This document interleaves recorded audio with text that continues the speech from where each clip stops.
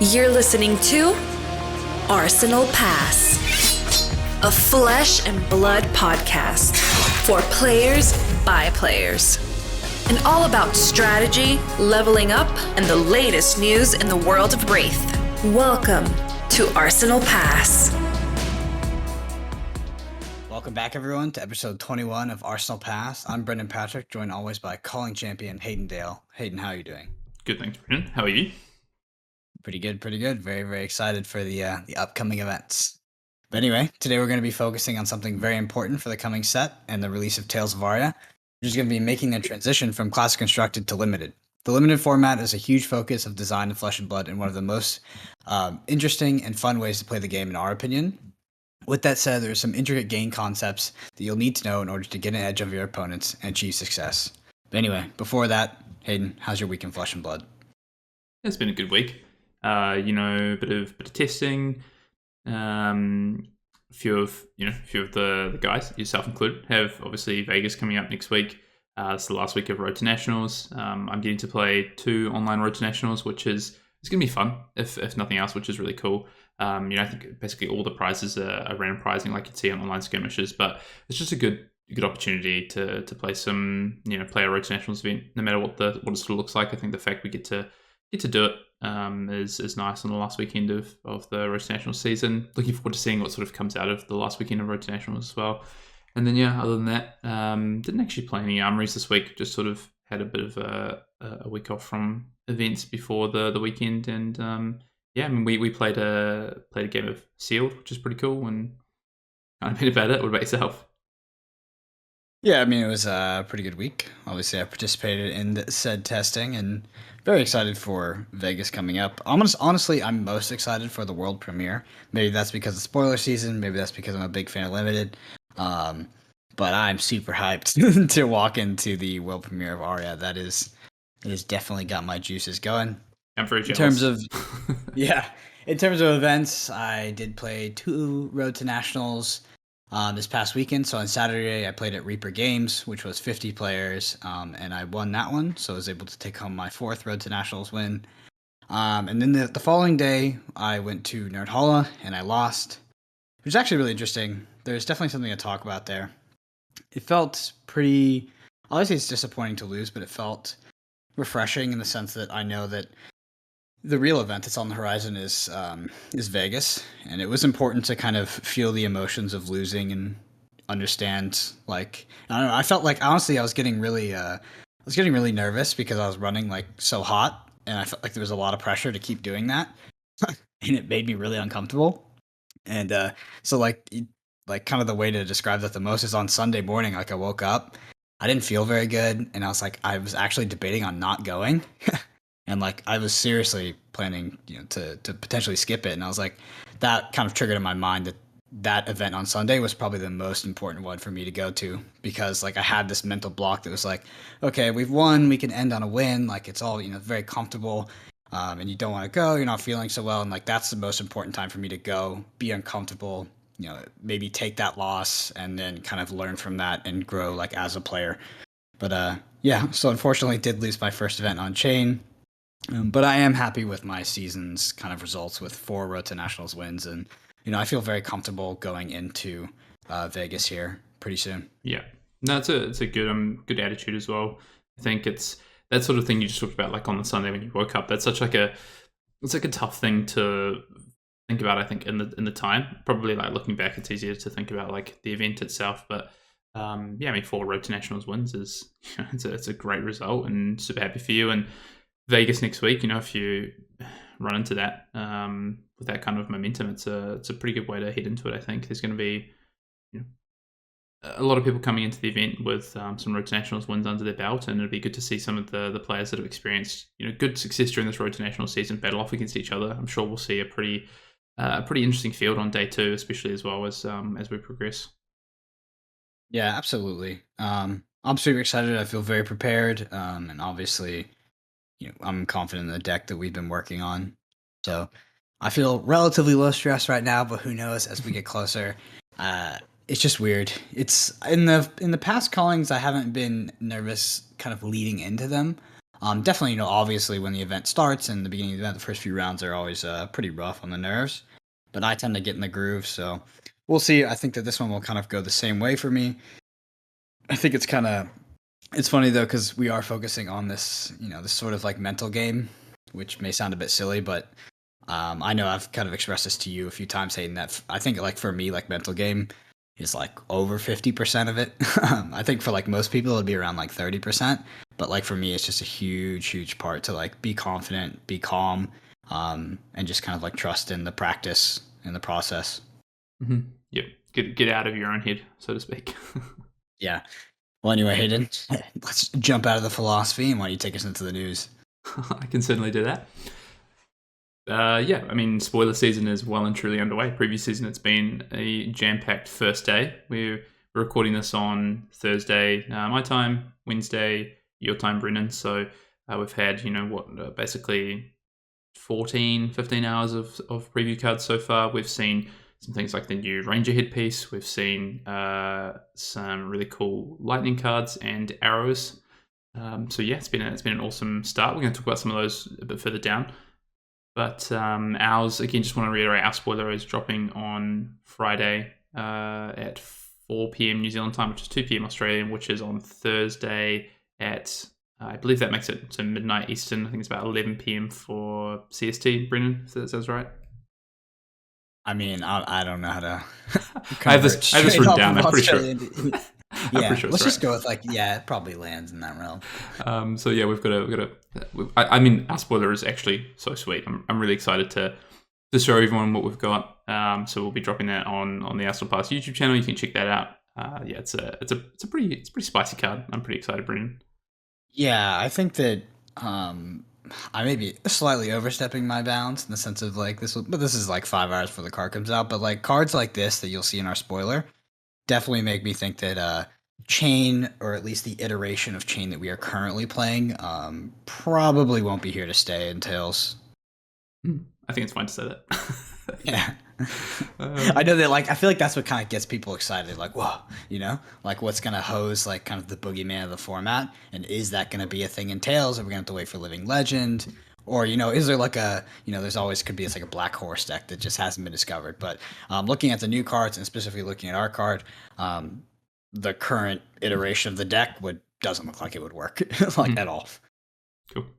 Yep, and we're going to talk about some spoilers a little bit later before we get into the main topic of the pod, but did want to also share from our side on Arsenal Pass and with the podcast and the YouTube channel, we do have a bit of a update to just our release times for videos during the week. So if you are on the lookout for those, I just want to call out that our pod still comes out at the same time, which is Thursday evening in the US, which is Friday morning on my side of the world.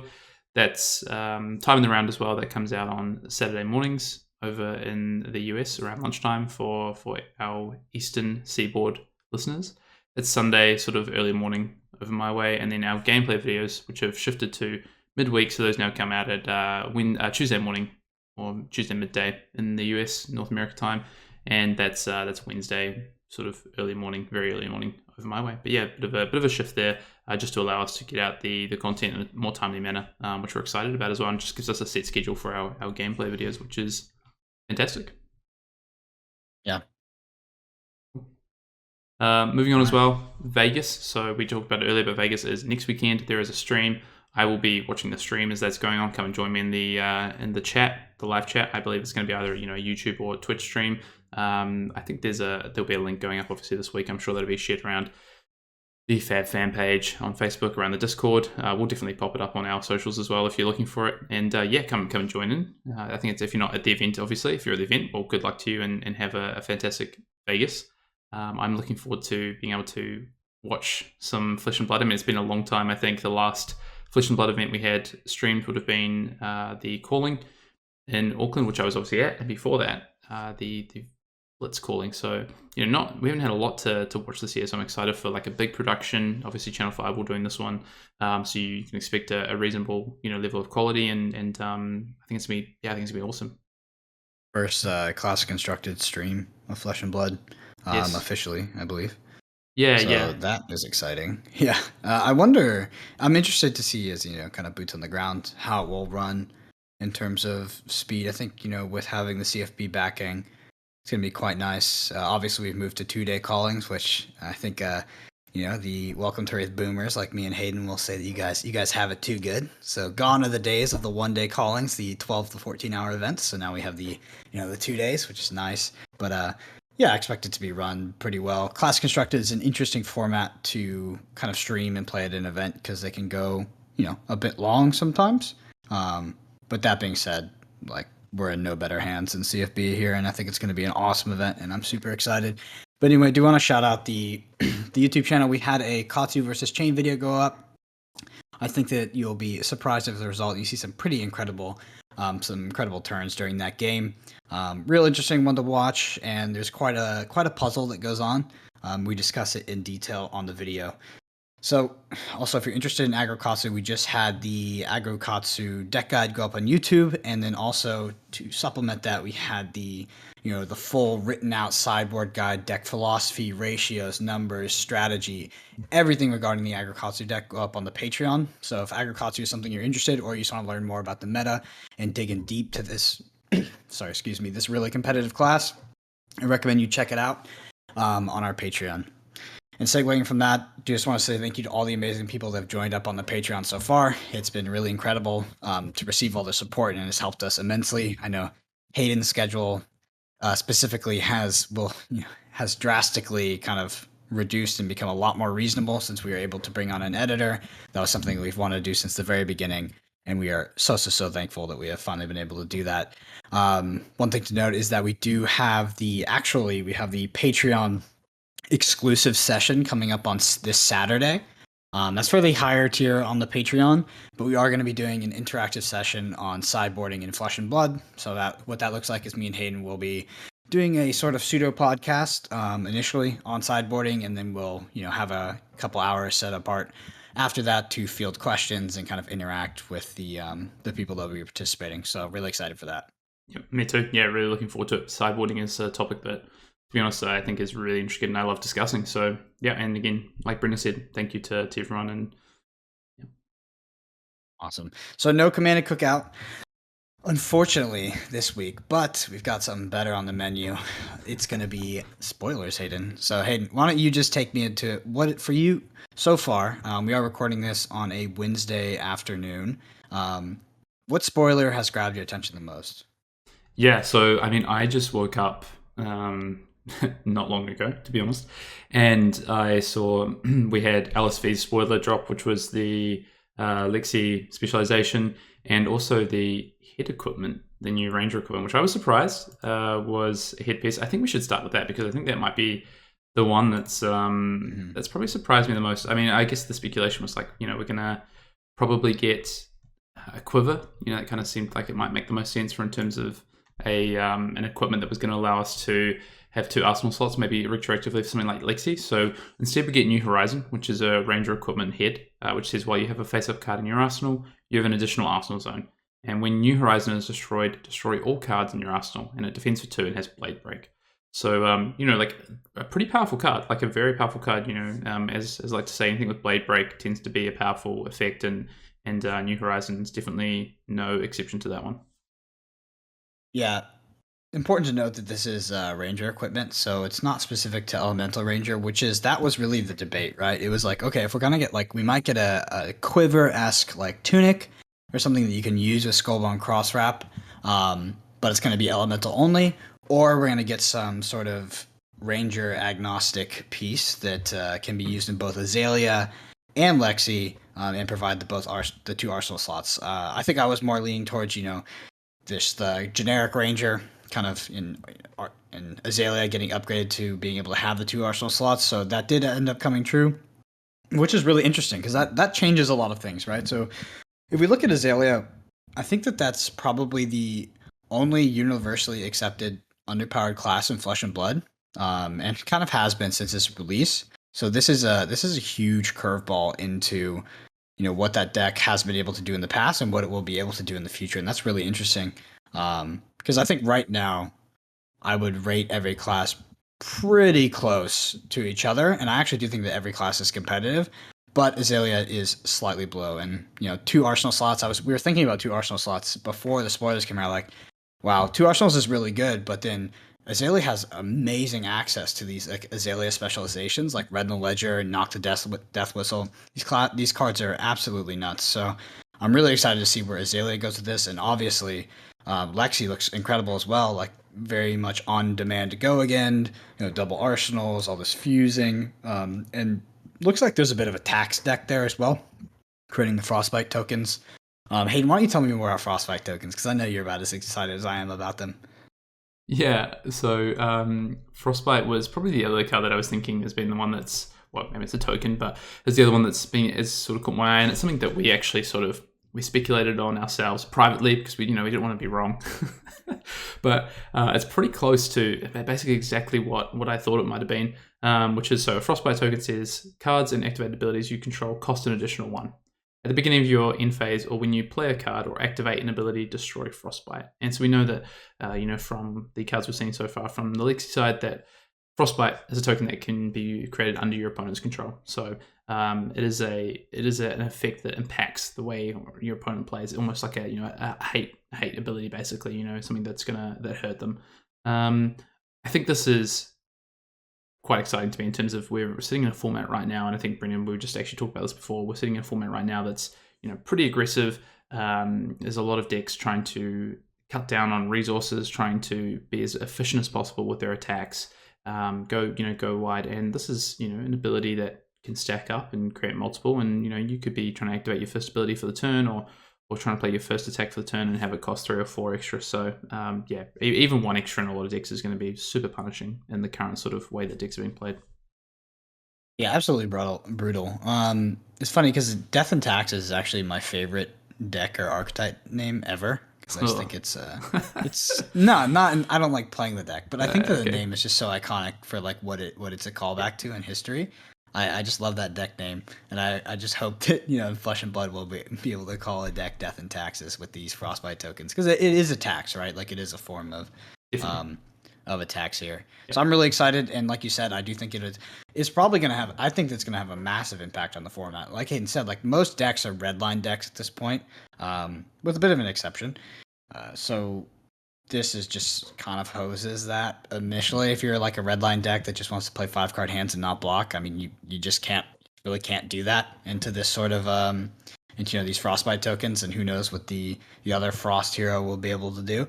Mm-hmm. Or maybe there are some people that know, are there, Hayden? Anyway, the tokens are definitely going to make us either reevaluate how we play other heroes like Chain, or there's gonna, I don't even know. The strategy's gonna be real weird. But right now, if you hit Chain with a Frostbite token or 2, his turn would be wrecked. It'd be so bad.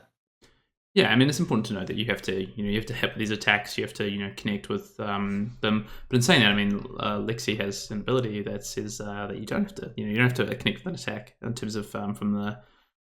We've got with her bows as well. Those are really interesting, which just allow, from what we've seen so far, to potentially present multiple Frostbite threats or Frostbite tokens in a turn, which is pretty important when a lot of these decks as well that are these more aggressive redline decks in this current format are playing cards that defend for 2. Like that's really difficult to defend out cards that are coming in for 5 with on-hit effects when you're playing cards that defend for 2 multiple turns in a row. So that's probably the one that's super interesting to me. I think I look at this, and this is what I really hoped was going to happen with Flesh and Blood, and I think we're starting to see it with the previews so far. It's starting to sort of set me at ease and think about what I thought about this game in terms of the Monarch format, that we had a massive shift from the base sets of Welcome to Wraith and Arcane Rising, and then Crucible as a supplementary set, which were very rudimentary in the way that it delivered the game to us. And then Monarch came along with this bump in power and I guess the full reveal of Flesh and Blood as a game.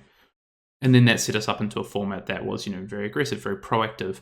And now we're seeing, already cards from the next set that look to, I guess, sit, counter to that in some way, which is really nice. Is what I really wanted to see, that we would get the next set and the game to iterate and the format to change and they'd have to move on, which is, I'm just glad that we're seeing that. I mean, it's not 100% certain that will happen yet, but I think from what we're seeing so far in these cards, I feel pretty confident that we're going to see a pretty big shift in the meta going forward.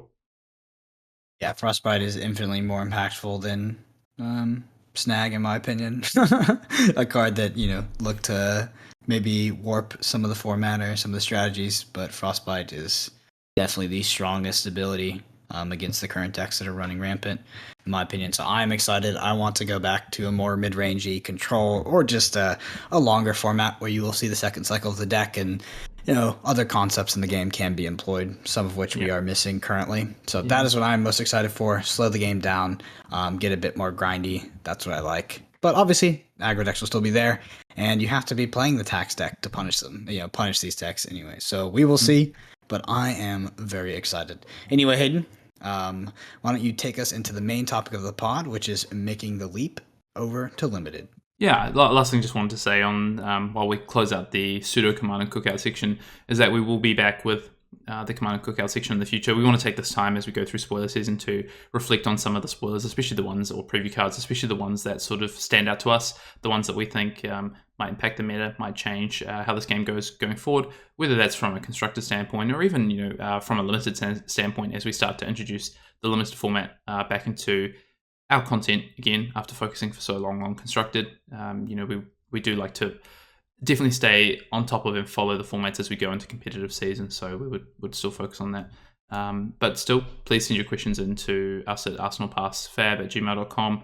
If you have any other questions, drop them in the comment section on YouTube as well. We'll try and answer those, but we will be back with the Command and Cookout section for sure. But yeah, Brendan, we're going to be talking about limited as a format and making the leap over to limited. So, a lot of the focus for the past, basically, since Monarch came out, has been on constructed. For a lot of the world, that was Blitz initially. For the Southern Hemisphere and my neck of the woods, we had a little bit of a focus on limited for the first sort of 6 weeks, maybe even 8 weeks, and then that really shifted into classic constructed with the announcement of the Road to National season and Nationals. And that's kind of where the focus and the spotlight's been for Flesh and Blood for the past, basically now 3 months, has been class constructed after Blitz. And we did a pod at this before the Road to National season, which was making that transition from Blitz to class constructed. And now we're here today to talk about, making the leap from that classic or the constructed side to limited, because it is a very different format. It's a very different way to play the game. I think the surface level initial impression for a lot of people of limited is that it's a fun format that probably has more variance. It depends what you open in your sealed pool. But you know what? That's not the case. It's a very skill-intensive game, and Flesh and Blood and Legend Story Studios have crafted this game with limited firmly in mind. It's one of the things they test a lot when they design this game, and it's one of the reasons that they chose a lot of the mechanical systems and the way that the game sort of functions is actually based around limited. So yeah, there's a lot to love about limited, and where are we going to start in terms of talking about it, Brendan? All right, so we're gonna start with 3 different kind of larger concept groups here. So we're gonna start with macro concepts, sealed concepts, and then end with draft concepts. So first thing in the macro concepts is an important thing in Flesh and Blood that I think both Hayden and I sound like a bit of broken records when we talk about, which is second cycles of the deck. So limited is a format where, especially in sealed, you'll almost always see the second cycle of your deck. So you either be rewarded or you'll be punished for the cards that you are pitching and what order you are pitching them in. Like Hayden said, limited at the very base level can be perceived as a high variance format. But I actually think in Flesh and Blood is probably the format you can outplay your opponents the most, because it is so technical and so intricate in terms of how you're stacking your deck, how you're playing turn cycles, and how you're managing your life total. So yeah, to jump into second cycles of the deck, Hayden, I know you were kind of one of the pioneers. Give me some, kind of little heuristics on pitching, what I need to be looking for, and what it means to play the second cycle of my deck and play it successfully. Yeah, I don't know about pioneers, but I think there was probably a group of early adopting players that sort of, once they realized just how important, setting up your deck and cycling through was, got quite a bit of an edge in the early limited formats. And you know what, we do talk a bit about second cycles of the deck, but we've talked about it a lot less recently because it hasn't been super relevant in the current constructed format. It hasn't been that relevant in the Blitz format for most decks, most players, but in the limited format, it is significantly important. It is almost always going to happen unless there's maybe some weird game where players have quite aggressive decks or players are playing super aggressively. That's just maybe their natural play style, but that's often not even the correct way to be sort of going about the game. So 30 card decks, you think about it, 7 7 turns or so, and you're back through the deck. So yeah, second cycle deck is super important. I guess the most important thing about the second cycle and what you're trying to do is you're effectively trying to set up a second phase of the game with your second cycle, which is, okay, whatever cards I pitch, I know I'm going to get back. And you can actually easily work out which cards you're going to draw together in groups. So if you have a 32 card deck, for instance, this would be easy because that would be 8 turns through the deck, and then you draw back to your first pitch card. With 30, which you're probably going to play the minimum, your first 2 cards you pitch would be in a separate group, for instance. But there might also be some card draw effects. There might be some like opt cards, like you had an Arcane Rising with like Fate Foreseen, things like that. So there are some considerations there. But basically what you then start doing is you start pitching the deck, knowing what's going to come back through. You're thinking about what those turns look like. So, okay, I know that I have... I'm purposely pitching these kind of cards in a group together that's going to allow me to have a pretty strong hand. So maybe that's, say, an attack plus a non-attack and 2 resource cards to play, a 12 attack or something. Or, I'm pitching these cards that defend really well because I know my opponent on the second cycle is going to be super aggressive. So not only are you sort of pitching your deck to set up your in-game, you're also pitching your deck to, I guess, in relation to what your opponent's probably going to be doing in the in-game. Mm-hmm. And of course, you can watch their pitch as well. Yeah, very important to watch that pitch. I remember kind of the first time I learned about this was back in Welcome to Wraith, and there is kind of an essence of counter pitching, right? So if you see that your opponent is trying to play very aggressively, pitching a lot of blues, you know that like you're going to be successful in the second cycle and be successful in the end game. So you probably play that game to kind of drag them into deep water, right? Like block a lot, maybe let's say you're playing Bravo, right? You do pitch your Crippling Crush. Let's say you opened it, right? You pitch it down there with your 3 blues. You know that, hey, my opponent's drawing 4 blues when I draw this hand. And I can take as much damage, right, from those 4 blues. His max damage is going to be 4 or something like that. So I just need to be above that life total, then I can easily get a Dominated Crippling Crush here, and there's nothing they can do about it. The second cycle of the deck it drastically reduces variance, right? Because you essentially set it up yourself. The variance comes with how you're able to set it up based off the pressure your opponent's putting on you or the cards that you are dealt. But taking that into account, it is like an extremely low variance side of the game. So getting into that second cycle, getting into that end game, everything has been fixed by both players, and the hands they are drawing are the hands that they've set up to draw. So it's completely on them. And yeah, I think that pitching correctly from the start and also counter pitching your opponent is really important. And you can also recognize what your opponent's doing too when they're pitching. Maybe they start taking some medium turns, take some turns off. Like you saw some Monarch if someone was playing Chain. They could be kind of slow rolling you. You see they're pitching like their Howls, they're pitching their Rift Binds, and you can just see like, okay, I know he's setting up for a big turn here. I really need to pressure him before he draws the hand before this, banishes those cards, and has that pivot turn that he's setting up for, which I will not be able to block. Yeah. And that can give you a really good indicator of like, when do I need to pivot? When do I need to pop my Gallantry Gold and come in and apply as much pressure as possible? Yeah, if you want a good example of this, and actually not doing it very well, we've got a Monarch gameplay going up next week, and that sounds a bit funny that I'm saying not doing well, but in that game, my first 2 turns, I pitch incorrectly, basically, and I actually, you'll see that I hamper myself on the second cycle, reasonably significantly, and it's just through the way that I pitch. And, if I think about some of the gameplay or limited games I've played in the past, I can, give some pretty good examples of this. I've played opponents before where I see them just throwing out reds, just all their cards are red, all their pitch are blue, like you said, Brendan. And so I make a decision pretty quickly to, okay, well, if I can defend this out, if I feel I've got enough cards that defend well in my deck here, and I have some pretty strong cards that I'm okay to pitch, I'm just going to start to block pretty significantly. I'm probably going to over-defend, but defend probably a bit more aggressively than I might. And then I'll just pitch a card that I want to send at the bottom of my deck, come back with my weapon. I'll block with 3 cards. Excuse me, block for 3 cards, come back with Romping Club, pitch this, yellow that's going to be solid to the bottom of my deck. Next turn, maybe this time I'll just block with 2 cards, because I have 2 cards that if I pitch to the bottom, they would be very significant in the late game. So things like that, you just adapt as you go turn by turn. And in reality, on the second cycle of the deck, there's basically no variance to this game, which is crazy to think, right? It's all about how you play that first cycle of the deck as tight as possible, and then you're actually setting up a very, very low variance second cycle of the deck. Yeah, and in terms of so pitch stacking and second cycles will sound a bit, so maybe a little complex at first, a bit daunting, right?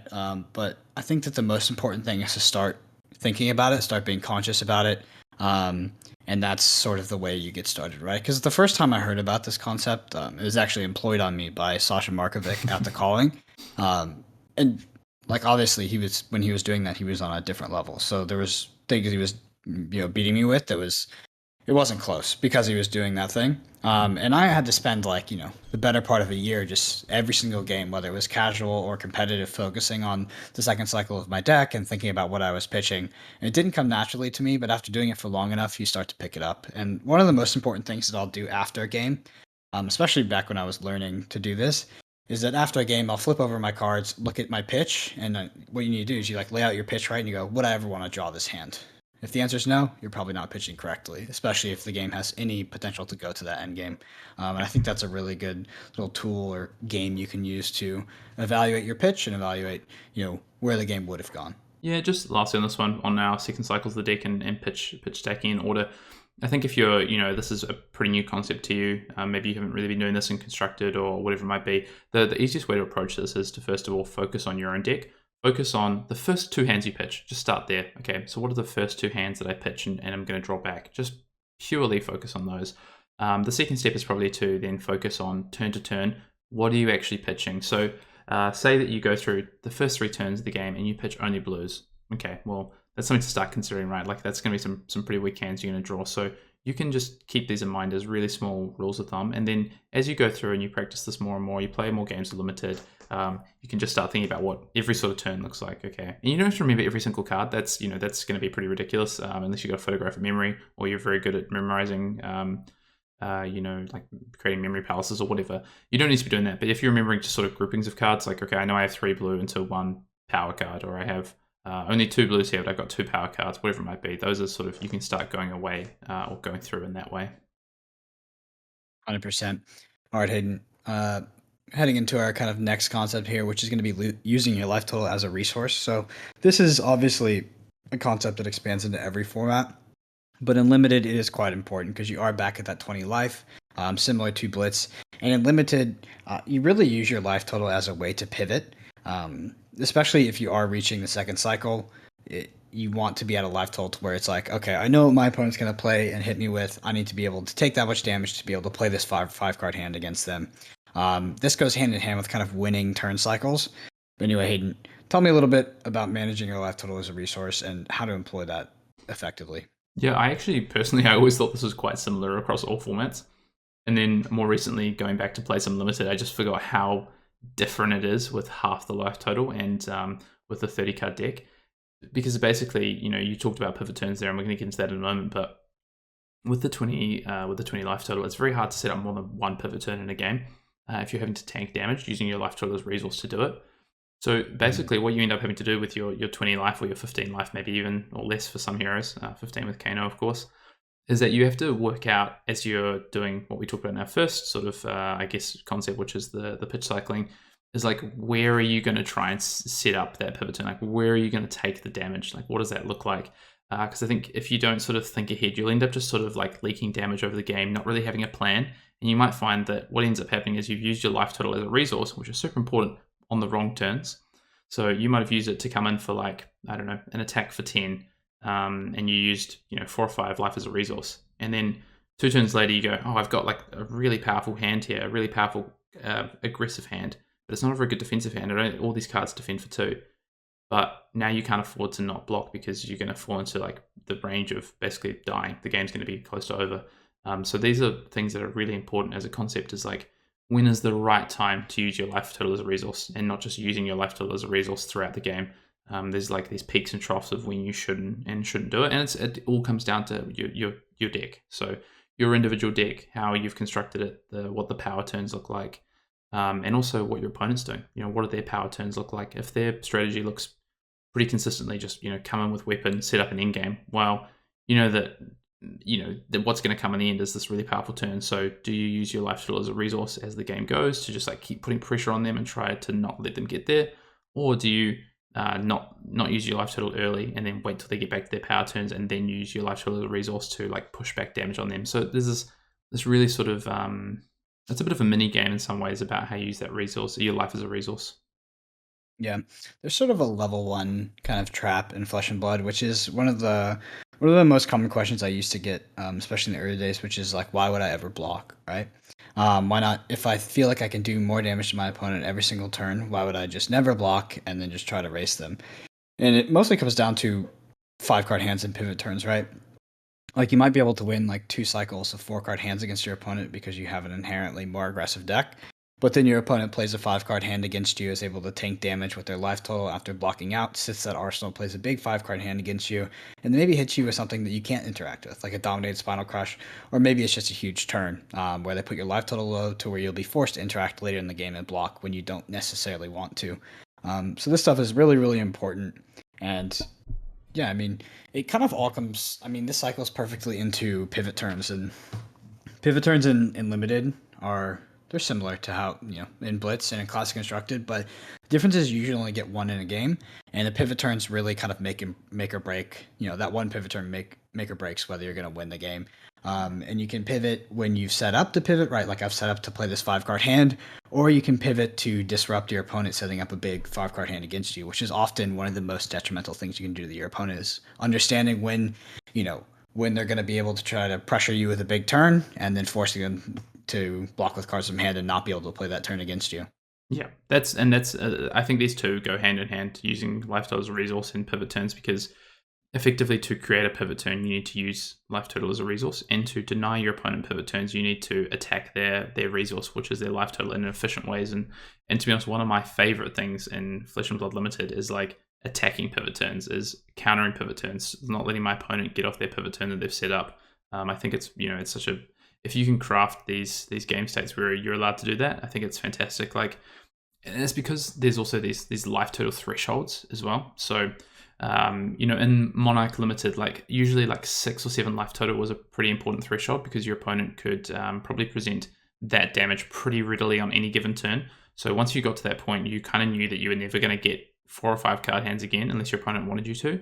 So often what you would, one of the things I would like to do is like I would get a card into Arsenal maybe 1 or 2 turns earlier that was like a really important card.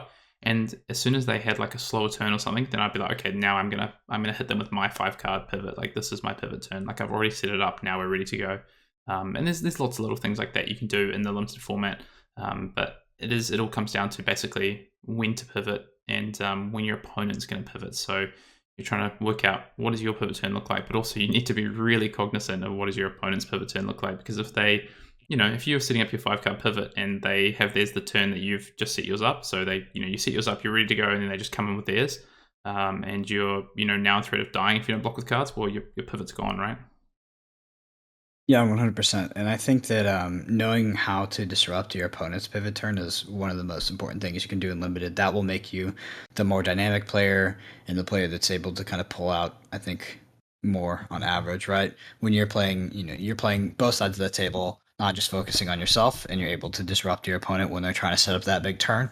If you're sitting on the other side of the table from that, it's definitely the most frustrating thing in Limited is when somebody understands how to do that. And it seems like every time you're about to win a game, someone comes in with lethal, they overextend into you, and you have to end up blocking with 1 card from him, which just takes your 15 damage turn down to a 6 or 7 damage turn, and that's how big it can be. Like taking 1 card out of hand during a pivot turn can be the difference of like double damage. We can be talking about like 6 to 12 damage. You can be come down from 12 down to 6 because they just won't have the resources. So it's huge being able to recognize that and pressure the opponents when they're trying to do that.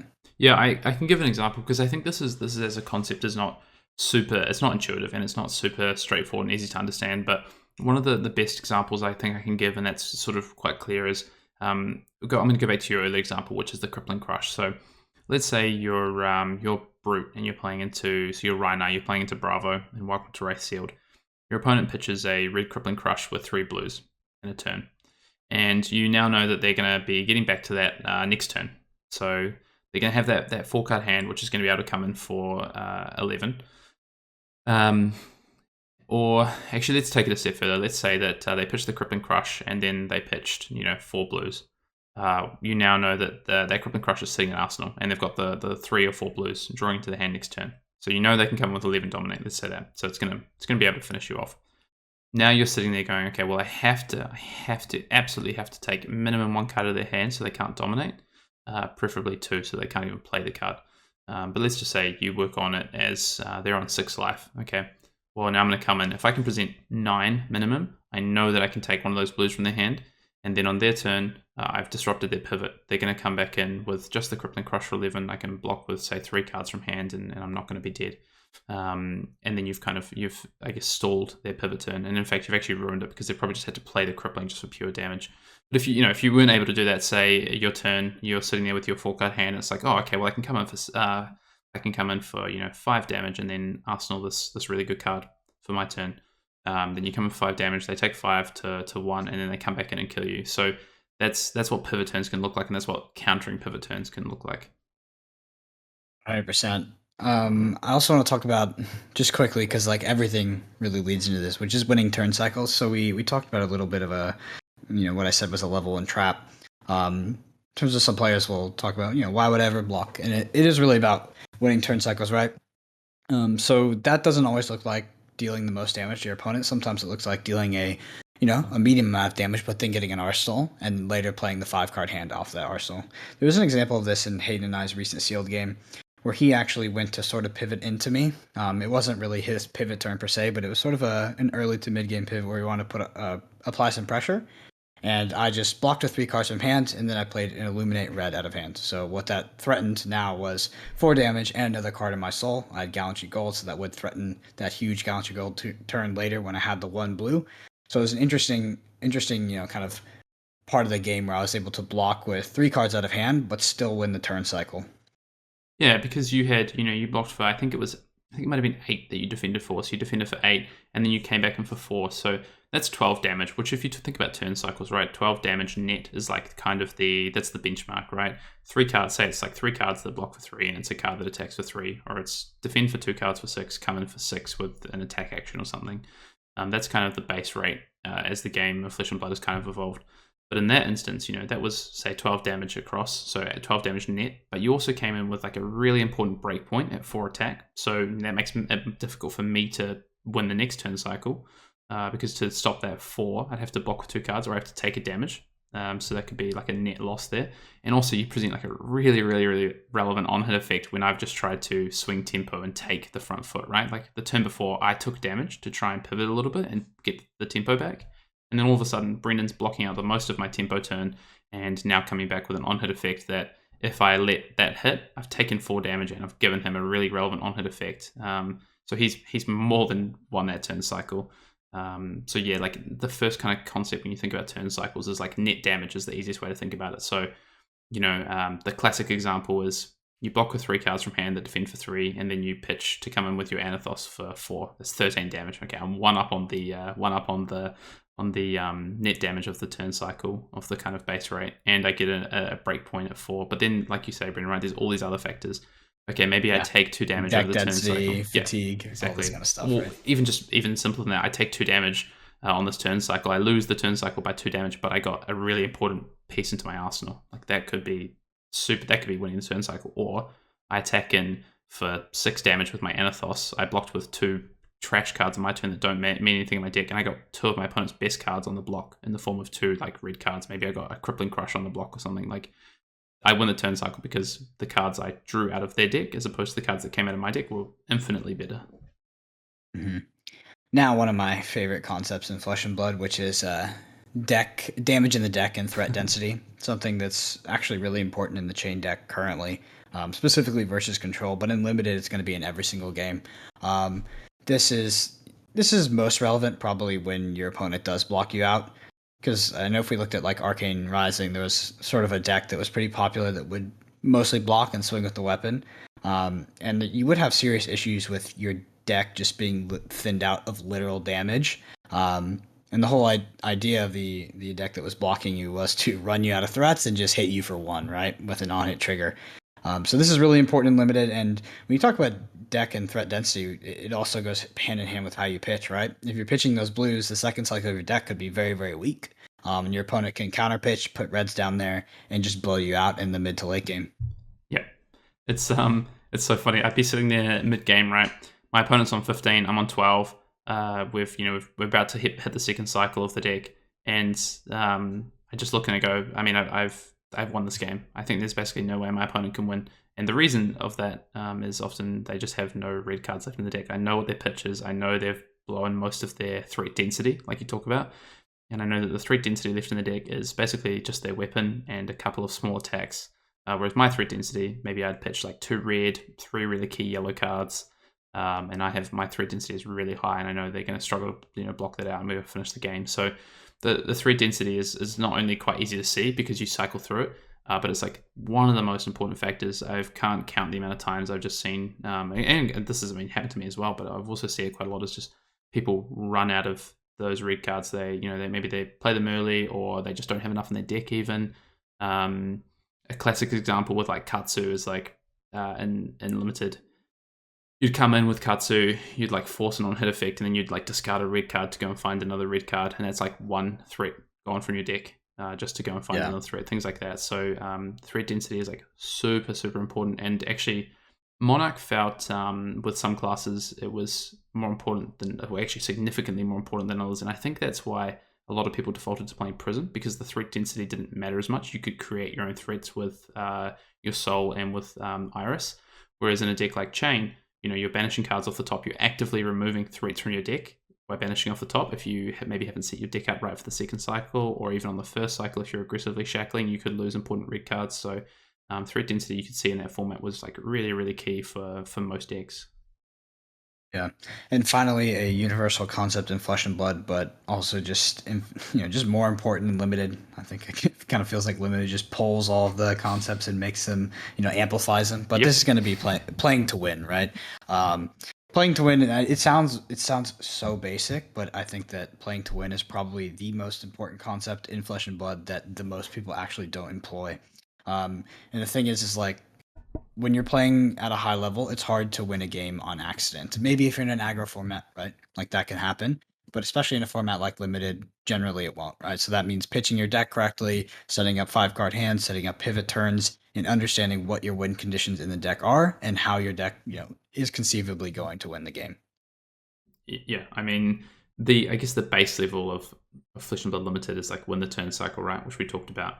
But it's going to be very hard to win a significant portion of your games if you're not playing to actually win, which looks like, as you say, it's all the concepts actually that we just talked about. That's what playing to win looks like. And the big part of it is like setting up that deck for the second cycle is probably, I would say, the biggest. And then threat density, and then identifying what the pivot turns look like. Those are kind of the 3 key ones, I think, probably in that order as well.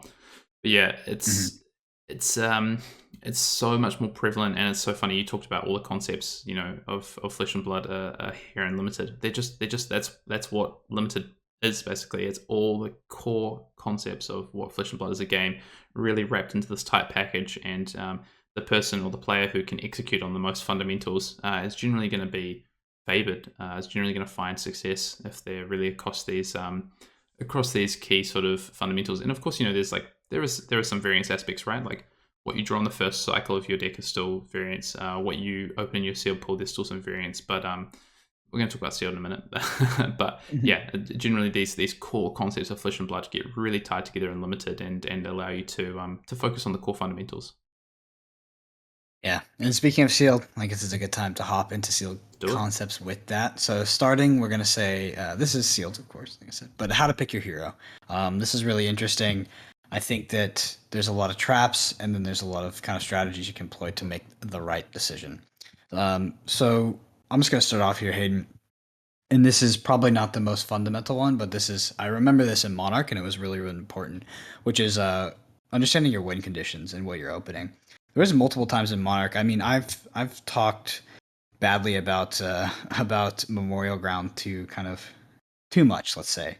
But there was times in Monarch when I would actually play Memorial Ground in my deck, specifically because I knew I only had like 1 Herald of Tenacity as a win condition. So I was like, okay, if I play my Herald of Tenacity early, it does a little bit of damage, or if I have to block with it, then I actually don't have a way to close out the game. Like, I don't have a way to win the game if my opponent recognizes the low power level of my deck and then it decides to block me out and kind of fatigue me. So I was like, okay, I need to set up a big dominate turn with a Tenacity on the bottom of the deck, and I need an insurance to be able to do that twice, or be able to recoup from having to block with the card and use it later. You also saw this with things like Red Minnowism and Red Overload, something that you could, on the second cycle of the deck, you could pitch those very close to each other and then get a nice 6 dominate with Go again on your opponent. Usually, it could be a good way to kind of finish out the game. I ran it in my Levia deck that I won on a pre-release with because I was so light on dominate and so light on win conditions. I knew that a lot of my opponents would try to block me out, and Levia can present damage over the kind of block value of your opponent's hand. But I knew that, like, if I got into the very late game, my opponent was on 4 or 5 or something like that, they could conceivably fatigue me. So I added this win condition in, would pitch it together, and then would dominate them for 6 with Go again. So it's an interesting concept. Important to keep in mind when you're looking at your sealed pool, which is win conditions and ultimately like what cards am I winning the game with.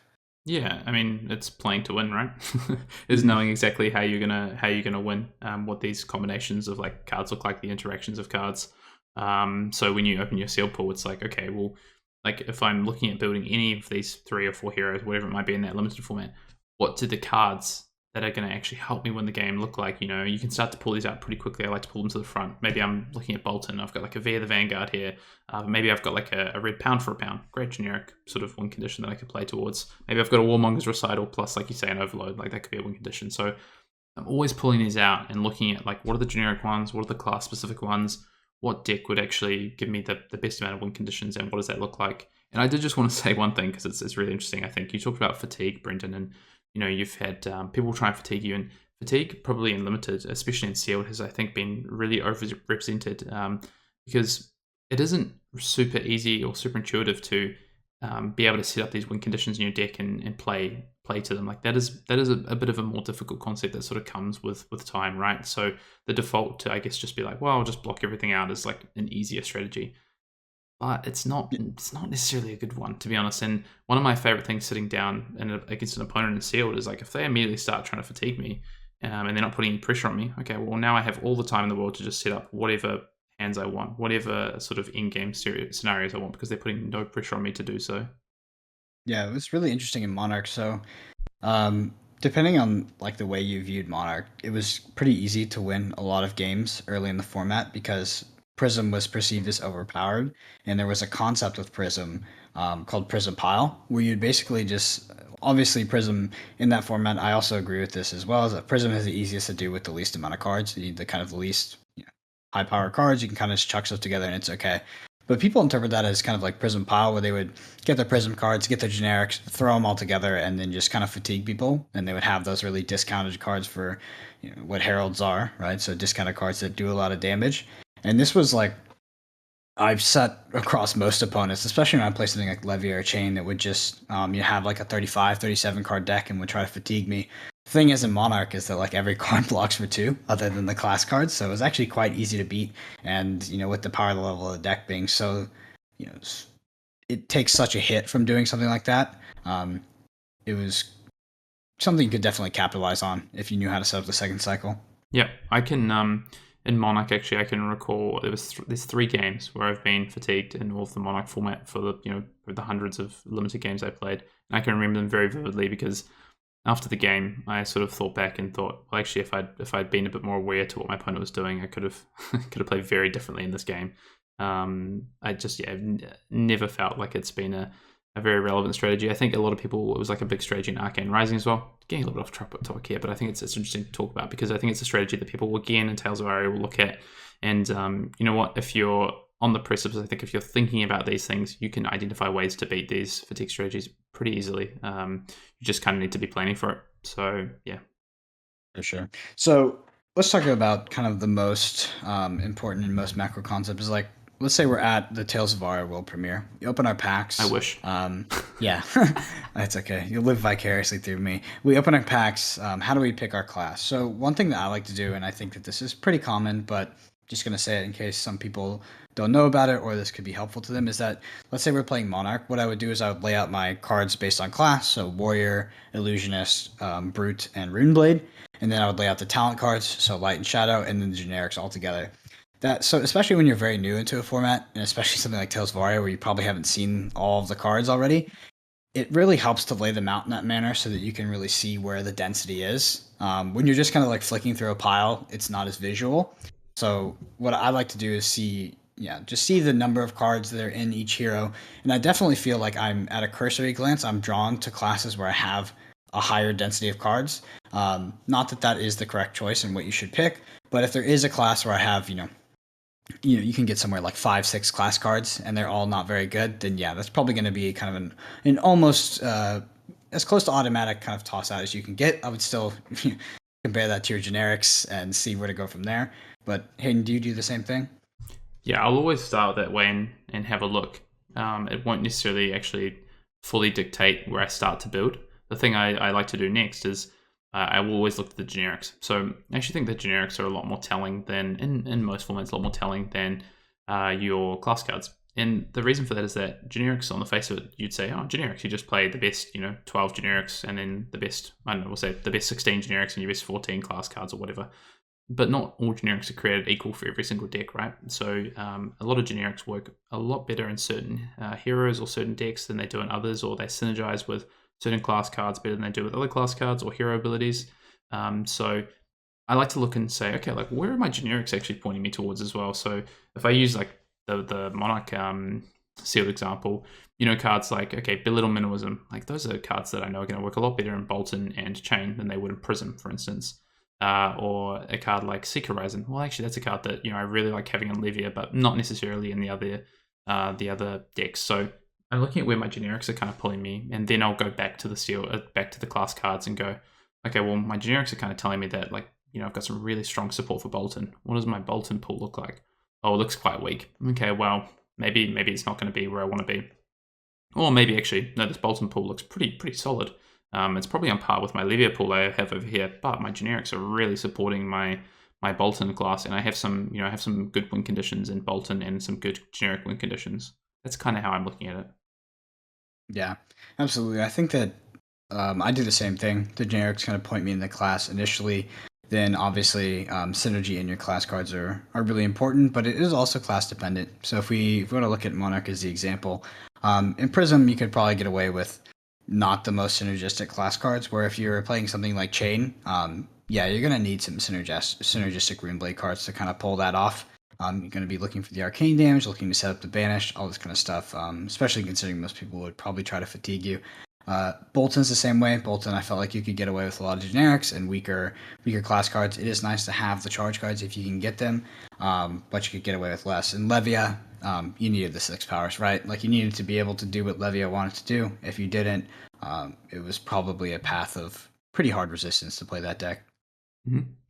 Yep. And I think you see that, and you're going to see that in most limited formats, that each class has their own sort of unique needs and wants, requirements to play them.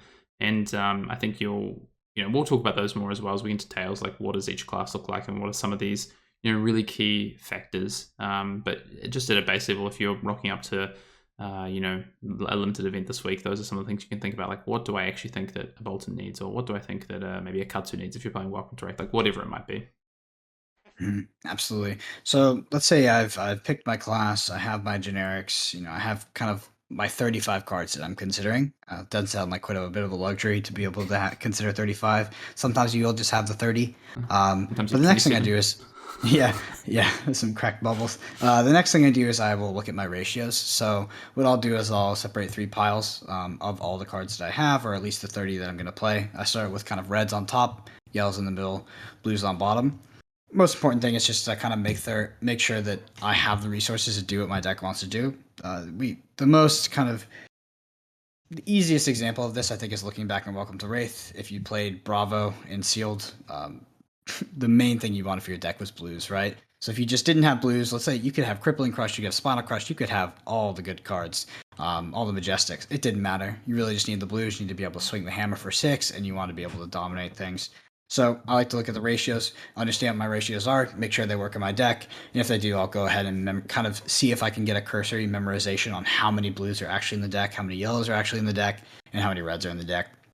After that, in a format like Monarch, I do tend to take an extra look at how many of my cards will block for 3 and block for 2. This is going to be less important in some formats, but in Monarch, it was really, really important, especially like, let's say I was going up against Chain.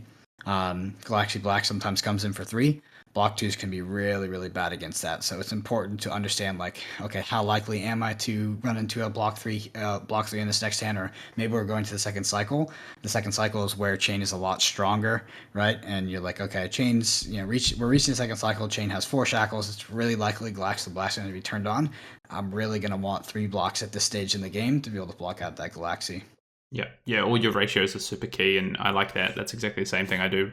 Lay the cards out, maybe. And I just want to clarify as well. When I say 27 cards, I don't mean there's only 27 cards I can play. That's basically never going to happen. There'll be cards, but they're just cards I'm not happy to play. Maybe there's 27 cards I'm happy to play, and then I'm just searching for 3 more. Just wanted to clarify that. But yeah, so I'm laying out the ratios. Maybe like Brendan says, we're looking at like about 32 cards that would be okay to have in the deck. I'm like, okay, well, I've got these set of blues here. I know they're going to be able to pay for my cards. Maybe I'm playing something like Bolton, and actually, I've got a lot of 0 charge cards, and I don't actually need that many blues, so maybe my yellows are more important. Whatever it might be, Levia, 6s, everything like that.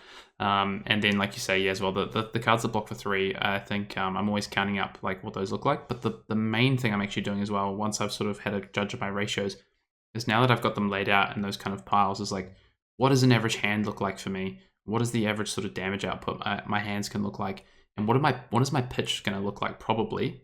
So that I'm then starting to think about, well, what's the second cycle of my deck going to look like? So, if I've got a few like yellow and red cards that cost 1 maybe, let's just say, I would go, well, those are actually quite nice because I know I can potentially pitch a red to play one of those on a turn, and then cycle back through to that red that I've pitched. I can use like a specific example. Maybe you're playing Chain and you have a Tremor of Arathiel. Maybe you have a yellow card that you pitch to play something and then Tremor, and then that yellow card's going to come back through, and it's a yellow card that you're like excited to have on the second cycle, either to banish with Chain's ability or to draw. Those are kind of things that you can start thinking about while you're laying out your piles. And something that I actively think about is like, what does my deck sort of look? How's the game going to play out? Absolutely. Hayden, is there anything else that you want to mention about picking your hero and sealed before we move on? I would just think about what your opponents are likely going to be doing. Like, although it's not like constructed where you have these set meta games, you'll start to see in limited formats that like a bit of a meta develops. We saw it in Monarch with people defaulting to, I guess, more sort of patient, control-y block-out decks. Like that was a pretty common theme.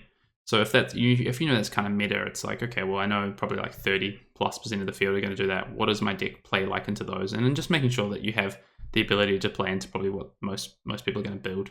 In Arcane Rising, this was people trying to fatigue. Okay, well, I have this Azalea deck, and I know I have like really good in game if I just pitch it and set it up. So that's my plan against them. But you need to sort of, I think about that. 100%, and I think that kind of ending here, I do have a sub point off of that, which is to, especially in the early stage of a format, whether that's at the world premiere or at the pre-release in the following weekend. I think it's important to not fall for picking the perceived overpowered class early in a format. A lot of the talk you'll hear about what's overpowered and what's not, especially when we're 1 week into the format, will be mostly noise and won't be correct. And if you are a player that is willing to kind of put in more time and be more open-minded about the format, I think you can really use this as an edge, right? So in Monarch, for example, we did see a lot of players hopping on Prism, almost agnostic of their pools. They would just hop on Prism no matter what. And it was really, really easy to abuse those strategies with decks like Levia and Chain, where you could just deck stack against them and their decks just weren't powerful enough to punish you. Hayden, I think you actually won a pre-release on Chain as well. I did. Well, I won one on Levia. Yeah. Basically, employing that exact concept was, I think, it was like 80% of my opponents were Prisms. Yeah. There's like this early trap to fall into, which is like people will identify like the easiest strategy to play, right, and find success with it. But I think you just have to just take a step back and identify how to adapt to that. And I think the best way to do that is just be really like pragmatic in the way that you deck build. Think about these key concepts. Take a look, like, how am I going to win the game? Like, always think about that. Like, what does my like setup of my deck look like? And you'll be able to come across these strategies and you'll be able to beat them. All right, Hayden. Talk to me about when to play 30 cards and when to play more. Yeah, good question.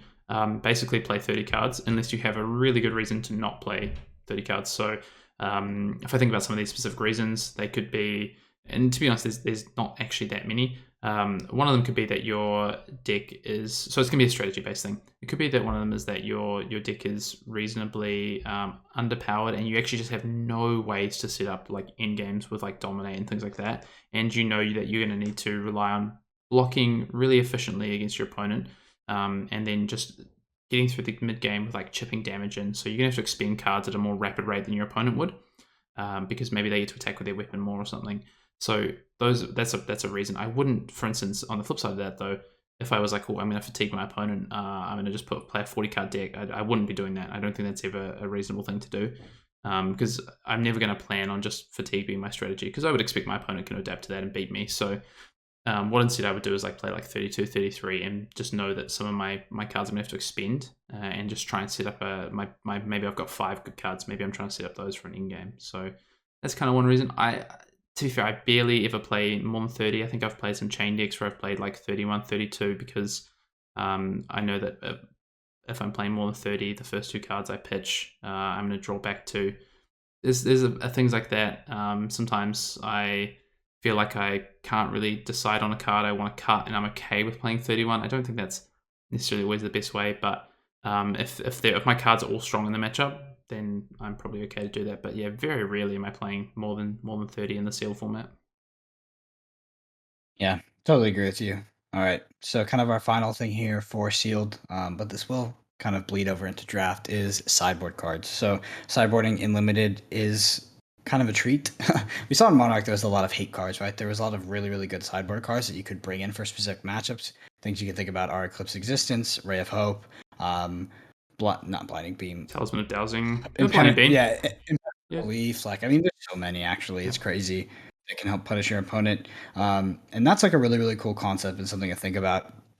Sometimes you don't always have that luxury, but that being said, having a core, whether that's 27 or it can even be 30, and just subbing in, subbing out is really important. And then understanding that you do have access to a sideboard, because there are a lot of players that I've seen in Flesh and Blood that play without the concept of a sideboard, or will just kind of play their deck no matter what. And I think that effectively sideboarding against your opponent, this could be as simple as like, okay, I can play more block 2s into this opponent, or if I need to side into weaker cards that are block 3s because, say it's something like Lexi Blacksmith is going to really punish you for blocking for 2. Like that's an aspect of sideboarding as well. Yeah, I have a bit to say on this one, but something just kind of popped into my mind. So sorry, I'm bouncing around a little bit. I just want to go back to the playing 30 versus more than 30. One of the things that playing more than 30 cards does is it actually actively reduces the strength of the synergies in your deck. It reduces your ability to control the second cycle of your deck because you're having to get through more cards before you can set up your second cycle. It's probably going to mean that you play more cards that block 2 or defend for 2, which is going to punish you when your opponents have proactive plans. So basically, there's just so many reasons to never play more than 30 cards. I just wanted to kind of reiterate that because I think I was a bit like kind of wishy-washy on that, but I think that there's almost no reason to play more than 30 cards, and you do need a very good reason to be doing it. Sorry, Brendan, just wanted to jump back to that. But yeah, sideboard cards, this is something that I'm really quite passionate about as well, is that when I'm building out my sealed deck, I'd probably end up between like 40 to 20, sort of 29 cards, depending on what it looks like, as like a core of my deck. And that's because it might be, I'm probably going to play a lot of those cards in every single matchup. Like maybe my 25th, 26th, 27th card are probably basically always going to be the same. But in some matchups, they're not going to be. And the reason that I actually separate those out is because I'm probably thinking really heavily about my ratios. So let's say that my 24 card core has 6 blues, but I know I'm always going to play minimum 8 blues, say. But I'm probably always basically going to play these 2 blues. But in some matchups, I'm going to replace maybe my blue Adrenaline Rush with a blue Impenetrable Belief because, I'm playing to Shadow. And I want to make sure my ratios stay the same. So I separate those kind of block of sideboard cards out so that I make sure I'm not messing up my ratios. Because one of the traps you can kind of fall into is like, okay, well, I have this 30 card core, and in this matchup, I'm going to bring in my 2 Impenetrable Belief. And then you just start taking out different cards each time. Or you take out, you're like, oh, I think I just want to take out this blue card, this yellow card, because it's not as good against my opponent. And then what you realize you end up doing is that you end up just putting more blues into your deck and messing around with your ratios. So I do like to have like the core really set out, and then the sideboard cards that are kind of the ones that would either come out if they were sitting in my core, or the ones that would come in if they weren't sitting in my core, separate, just so it's really clean and easy. And I think that just lets me focus on keeping those ratios, keeping my win conditions, keeping all the things nice and neat. 100%. I totally agree. And I think that, just to kind of reiterate, I think that sideboarding is one of the really cool things we have access to in Limited and in Flesh and Blood in general, especially in these like talent-based ones where there seems to be more hate-based cards. Can be really, really fun Yeah. to play around with. Yeah. But Hayden, go ahead. Yeah, I was gonna say even in older formats. So even if I think about like Welcome to Wraith, which had less perceived sort of hate cards, I was probably sideboarding like 2 or 3 cards almost in every single matchup, and they would just be like subtle things like different win conditions even. So maybe I was playing Brute and I was playing into Guardian, and I was really conscious of in that matchup I wanted to take more cards from the hand. So maybe I'd play some of these cards that had Go Again or like conditional Go Again that I didn't think were as strong in other decks. Or maybe I know that they've got a lot of block 3s and the game's going to go long and they'll be very defensive. Maybe I'd play something like a Demolition Crew that I wouldn't play into Katsu, for instance, because it defends for 2. So there's always reasons to sort of play different cards. And I think if you're not sideboarding, there's probably something going on there. That's something to look at. I think it's almost always generally correct to be sideboarding because there'll just be like little small tweaks that you can easily make to help yourself in those matchups. All right, Hayden, on to draft. So I need to kind of pick your brain here. What do talents mean for draft? Give me sort of the 4-on-1. I mean, the draft system is such a cool design. The old draft, like the core just 4 classes was like a great format, but when you add talents in, you just elevate, I think, the draft format to such a really cool format where you get to make a lot of decisions. So talents basically allow you to start to move towards a talent. So maybe you first pick a light card, second pick a light card, but they don't commit you to a class, right? So one of the tough things about draft often is that you take 3 Brute cards and then all of a sudden Brute's dried up and actually Brute's been cut off from your right and you need to move into a different class, and your first 3 cards you have to completely abandon. But if I had taken 3 shadow cards, for instance, let's use Monarch as an example, taken 3 shadow cards, and I'm thinking Brute's looking pretty good here, and then all of a sudden Brute dries up, but then I can start taking chain cards. Well, my first 3 picks aren't a waste, for instance. So that's a very simple oversimplification of what it does for you, but basically it allows players to start to hedge a little bit, start to move into these talents, but not necessarily have to fully commit to a class. You might take 2 shadow cards, one chain card.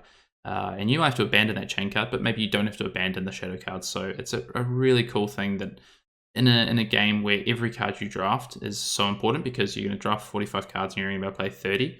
And you're going to get some packs later on where there's cards that you can't play because they're not in your class, or there's generics that just don't work in your deck, for instance, that you don't want to play. That 30 is like a pretty precious limit. There's a reason Crack Bauble is in this game, and it's because of draft. Yeah. It's I think that the true oversimplification is that talents make draft better. Draft is actually my favorite format in Flesh and Blood. I think it's criminally underplayed, but Same. the game design seems to be really centered around draft, and it's such a good experience once you get into it. I am more than looking forward to when we will get those kind of weekly drafts here locally, but I digress. Hayden, let's talk about staying open. So we touched upon this kind of initially there with the talents, but what does it mean to stay open, and why do you want to stay open? So kind of what this looks like is like in your first few packs, generally you don't want to, and this is a heuristic, right? You don't want to be like, you don't go by this every single time, but generally you want to be staying open, right? So what that means is that you're picking generics, or that could be just a straight generic, or like talking about Monarch Shadow or a light card, because you don't want to overcommit into a class too early. Because if you do, like Hayden said, in something like draft, you can end up with not enough playable cards in which you'll have to play Cracked Bauble. This is a serious threat anytime you go into a draft, and you're setting yourself up to kind of realize that if you do commit too early. So if you just see, let's say I open a Welcome to Wraith pack, I see an Alpha Rampage, I pick that first pick, and then I just, kind of draft every good Brute card that comes across. That could lead to me getting cut in the second and third pack, and then, obviously not playing enough good cards. So staying open, I think, is super important. Hayden, talk to me about how you do it and why it's so effective. Yeah, I mean, we could do a whole podcast just on, the draft philosophies and staying open versus committing to cards, because there's a lot of different schools of thought.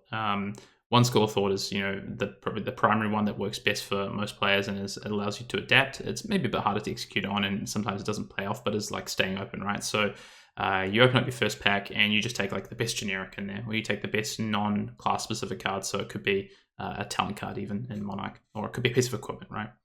And then you react, because the person upstream of you, so the person to your right, has all the power. Basically, they're gonna two of the 3 packs. They're directly feeding you your cards. So, if you don't get on there, I guess what they're part. If you start just forcing brute and they're drafting brute to your right, you're going to end up with a worse deck than they are. And you're going to end up with one of the worst decks at the table if you're sitting to the left of an active player drafting the same class as you. So this whole idea of staying open is like pretty important. I guess there's a bit of leeway for that, right? So let's say that you open up pick one, and like you say, there's like a really powerful class specific card. I don't know, maybe it's Singing Steelblade. It's a good example. Yeah, Singing Steelblade. Okay, let's use that as an example. I would probably still take that card. But what I would do is I'm not married to that card. So I would take that card. I'm happy to not play my first pick, basically. If I end up not playing my first pick, that's fine. I would say about maybe less than half the time I actually end up playing my first pick unless it's a generic. So, okay, I take that card. My opponent starts to pass me. They pass me my next pack has like a pretty reasonable warrior card. I don't know, let's say it's got like a red sharpened steel, but it's also got like a really strong generic. Maybe it's got snatch. I'd probably just take the snatch, pass the sharpened steel this time around, leave myself a little bit open, and then I'm now seeing what comes in the next few packs. Okay, no warrior cards come through. It's dried up. Okay, I know that the Singing Steelblade I'm just gonna have to pass on and start to move into a different class. Or actually, warrior ends up being open, and I start taking really strong warrior cards. And then I've cut that off from a person to my left. Yeah, they saw a red sharpened steel, but that's only one card. Now they're seeing nothing. So I'm sort of showing that I'm taking the warrior cards here, and I'm setting myself up in a really good position where I'm reading the signals from my right, taking the cards, the best cards that are being passed to me, but I'm also sending a signal to my left saying, yeah, there's no warrior here. It's accounted for. You move into something else. Yeah, it's really interesting because we saw this actually displayed at the most recent calling. Quite a lot. I think that some of the final pods were 6 players on the same class, and then 2 players were on different classes or something of that nature, something close to that. There was like 4 or 5 on the same class, and you saw an extremely low power level in the vast majority of decks, and the players that weren't in those classes had very, very strong decks, and they were able to kind of pilot those to success. Correct? Yeah, I think we had 6 light drafters in the final table at the call in Auckland, two Shadow, who both ended up being in the final, funnily enough, because they had very strong decks and positioned themselves in the right seats to do so. Talents add a little bit of murkiness to trying to execute on these sending and receiving signals, because some of the pack skews can be a little bit odd. Don't have. Yeah, it's not as clear cut as when you don't have talents, because you could actually end up with a pack that has no light cards in it, for instance. Like, that is how the print runs work. So I don't want to get into it. We could do a whole series of podcasts on this, and we might in the future. But the main thing I think to take away is like, just think about your sort of, I guess, what does staying open to you mean? Like, are you okay to take 1 or 2 powerful class cards early and be okay to walk away from those? Or do you just want to even start with generics? Like, I don't know, pick one, I open up, there's a red scarf or a scar. I'll just take that. Or, whatever it might be, there's a sink below. That's perfectly reasonable. You just need to know what sort of staying open actually looks like. And there is a school of thought which is like hard commit to a class. So take the best card in the pack. If it's a class card, it's a class card, and then you get past another class card, like just hard commit to it. And that's fine, but it's not going to work out every time. You're going to get cut from your right from time to time, and then all of a sudden you're sat there with 5 class cards, and either you have to switch class, can't play any of them, or you just commit to playing them and you end up with like one of the worst decks at the table. So it's really difficult. Speaking of concepts that are beyond the scope of this podcast, Hayden, talk to me about reading signals and what that means. Yeah, I mean, we've kind of talked about this, and I kind of got ahead of myself a little bit, wove it into the staying open. But reading signals is basically, taking the cues from the right. So what cards are you seeing past you in the first pack from your right? One of the key things about reading signals is that it's really difficult to read into the first 3 or so cards of signals, because your opponent is probably going to have the same concept. I'll stay open and read signals from my right, yeah? So reading into the first 3 or 4 cards is really difficult. Where you start to really get paid off for reading signals is like pick 4, 5, 6. You start to see these like gems of stuff start to come through that probably should have been picked up higher that weren't. That's when you can really start to take something. So we use the warrior example. The 5th pack comes your way, and there's like 2 or 3 warrior cards in there. Ooh, really feels like at least the person to my right and immediately to their right aren't taking warrior cards. This feels like a pretty good signal. And it's just it's a really important thing to sort of hone your craft on if you want to get into draft, is working out what's coming from what direction. Absolutely. So one thing I want to talk about as well is my favorite concept in Flesh and Blood draft. I think a lot of people don't actually know exists. I didn't know myself for quite a long time, but that is that in Flesh and Blood there are archetypes drafting. Some examples of this would be in Welcome to Right, there was a deck called Yellow Bellow. Essentially what you would draft is Primeval Bellows and then a lot of yellow cards. So hence Yellow Bellow. Yellow and 6 attacks. Yellow 6 attacks. And you would essentially just swing with the hammer, or swing with the club, sorry, and come in for like 10 every turn. It was an incredibly powerful deck, especially in limited, and just hilariously effective if it was open. Most notably, I think James White played this against us when we did a draft at the studio, and I was just blown away because I didn't know that archetypes existed. Another example of this is in Monarch. There was Belittle and Minnowism that could go into your Bolton package, be very, very effective. And yeah, Hayden, talk to me a little bit about archetypes. I know you're a big fan as well. Yeah, because I guess the base level and like the surface level is like there's 4 heroes in the set, or there's 3 heroes in the set, and those are the decks. But actually, each hero can look significantly different and want different cards. So, you used a couple of great examples there. You could have 2 Brute players at a table, 2 Rhino players, and they draft different decks. One could be on this like Yellow Bellow kind of plan. Another one could be on a much more like focused on like barraging beatdowns, or they want Awakening Bellows. They're focused on like more attack actions as opposed to their weapon, for instance. In Monarch, a good example of this is like there was multiple chain decks. So you could find these chain decks that were like really situated on attack actions and like cards like Rifted Torment and cycling back through the deck and banishing these. Or you could focus on these decks that were like arcane damage focused. So they really highly prioritize any sort of arcane damage and the payoffs for those. So that, different archetypes in there. And we'll see this with Tails. I think it's probably the least explored aspect of Flesh and Blood is that in Limited, there's like a lot of different archetypes and a lot of different like powerful synergies. And because in Draft, you get to you get access to a lot more cards effectively because they all get passed around the table and you see them. If you position yourself in the right archetype, say something like a Yellow Bellow deck, for example, is a perfect example. You're going to see a lot of Primeval Bellows open to the table. If you get yourself into the right archetype, you can be open to like getting all of those cards, more than you would get from a 6 packs of Seal Pool. You're going to see 24 packs worth of cards open. You just need to be in the right position to receive the cards that you need. So, there's some really cool archetypes that I think have been just really underexplored because Limited has not has much spotlight on it. But I think getting into Tales of Aria, one of the first things that I'm going to be looking at is like, okay, what are some of the archetypes that I sort of are looking to craft in this game? And I'm sure those will start to come out as we see events. We'll have people win events and go, oh yeah, I just drafted this all through day 2. This was my archetype that I went into. No one else knew about it or something. Yeah, that is that's basically how you break the format, right? Is you find the archetype that people don't know exists or they think is not good, and you can just draft it over and over again. I have to share an example because it's not Flesh and Blood, right? But it's one of the most exciting things I've seen in TCGs ever done. And I just have to share the story if people aren't familiar with the story. But there was, and I know we don't want to talk about Magic the Gathering too much on the podcast, but there was a Magic the Gathering Pro Tour, which was like a teams Pro Tour, or it was a 2-headed giant Pro Tour. So it was 2 people, and it was a 2-headed giant draft Pro Tour. So basically what they meant is you had teams of 2 people and they would play together in the same match against another team of 2. And so the draft table would have 4 teams around it, 8 players. And there was the set. It was Time Spiral, I think it was called, a Future Sight. And there was this archetype basically where there was like these things called slivers and they all interacted together and they had like poison, which was like, like dot damage and things that were alternate win conditions. And these guys had worked out this archetype basically, which was like no one else knew about it, which was to draft all these cards that people seemingly thought were terrible and weak. And so they would always be able to get them. They would always be able to get them at the table because they knew they would wheel around the table. People would never take them. And they ended up with these insanely powerful decks, basically based on the synergy of cards that people thought were terrible. And they did it. They did it all through day 1. They did it all through day 2. They did it in the top 8 again. And I don't think they dropped a game. They might have dropped a couple of games maybe, but they just crushed everyone with these perceived weak cards because they'd worked out the synergistic strategy of how to approach the draft format. I just love that story. Yeah. It's like the most exciting thing about going into these limited callings and limited season is just the concept of that being, possible in Flesh and Blood. But anyway, Hayden, we're just going to do a quick touch on cutting and hate drafting and what that is and why you would do it. So let's just talk about it through an example. So let's say I'm drafting Monarch.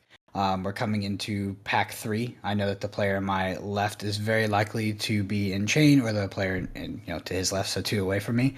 I just know that someone close down my line on the left is heavy into chain at this point. Pack 3, I open, there's a soul reaping that comes to me, maybe pick 2, pick 3. If I have a decent amount of cards, I'm not going to be playing cracked baubles, and the strength of my deck is decently strong. And there's not a lot of good other options in the deck. I would likely consider picking the soul reaping just so my opponent can't have it, because it is such an incredibly powerful card and limited. Hayden, what are your opinions on hate drafting in Flesh and Blood? Yeah, I'm definitely use it sparingly, I would say, in Flesh and Blood, because every card you take in the draft format is pretty important, as we talked about before, right? You have 30 cards that you need to play. You can have 45, and there's going to be other cards you probably can't play. I would say where I engage in hate drafting more is where I'm probably sitting in a favorable position. So maybe I'm sitting as maybe I'm the only drafter of a class at a table. Or I'm one of two, but I know the person drafting it as well is probably on the opposite side of the table, just based on how the cards are falling.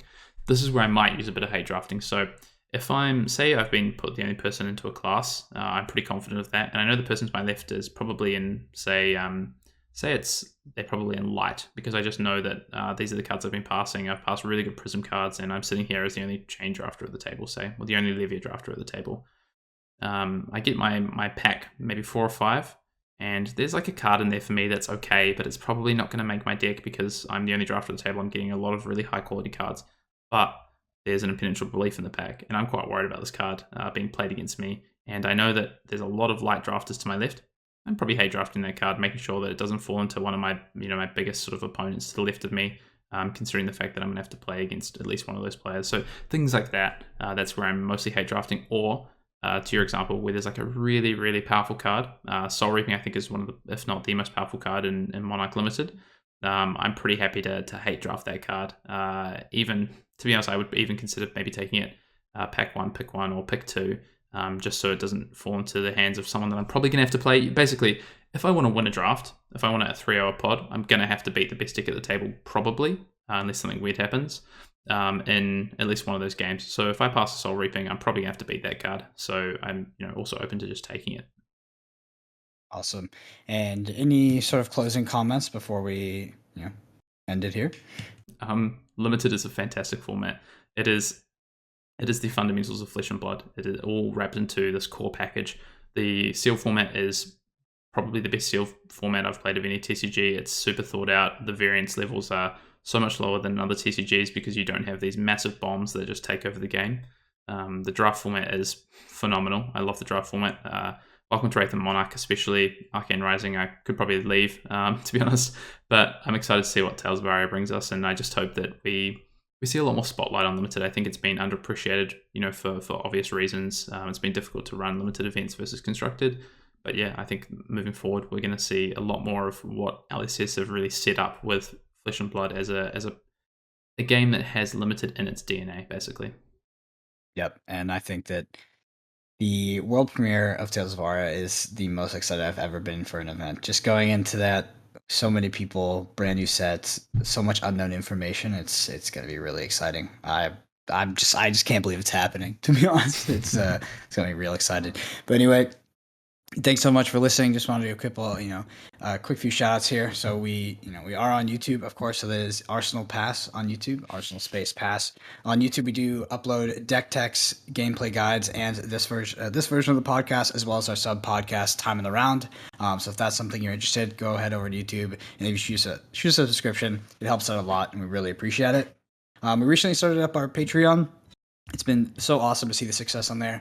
We had our Patreon exclusive pod launch a couple weeks ago, and we've had 2 deck techs go up on there. So when we talk about deck tech, it's more than just kind of the cards in the deck. We talk, we give a detailed sideboard guide. We talk about deck philosophy, theory, ratios, math, all that good stuff. So if that's something you're interested in, if you want to, if you want like a quick way to pick up a deck and be competitive in the meta, I think that checking that out could be a great tool for you. So thanks so much to everybody who support us on Patreon, and we will, we're looking forward to providing more value there, and also looking forward to this exclusive kind of sideboarding guide here coming up on Saturday. So that's going to be awesome. We're also both the Welcome to Wraith boomers. Hayden Dale and Brendan Patrick have found a way onto Twitter. So if you want to engage with us on Twitter, I am at the Fiddy Shades, so TheFiddysHades. That is all one word. It's like that one book that used to be really popular. So find me there. Shoot me a follow. I'd love to engage with you guys on Twitter. And Hayden is at the underscore, or no, sorry, it's at Fiendale. So at FYEN_Dale.